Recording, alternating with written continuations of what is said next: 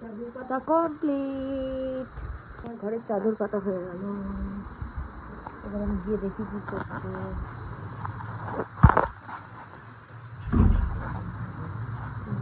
Mobile ঘাটে সবসময়, তাই লুকিয়ে লুকিয়ে বললাম।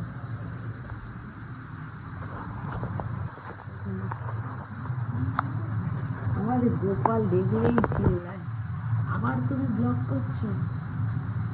কালকে বলেছে ফোন তুলে পিটিয়ে দেবো, একদম ফোন তুলে আচ্ছা কারণ তোমাকে আমি ধরে আছি।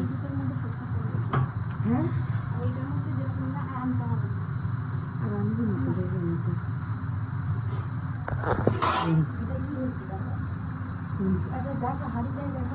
মাংস এক হাঁড়ি বসেছে, মাংস এক হাঁড়ি, তার এক হাঁড়ি বসেছে খাসির মাংস, তাও রান্না করছে আমার মামা।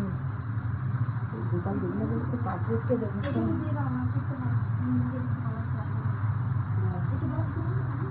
এখানে চাল ধুয়ে বসানো হয়ে গেছে। একটু খুব ভাল লাগছে।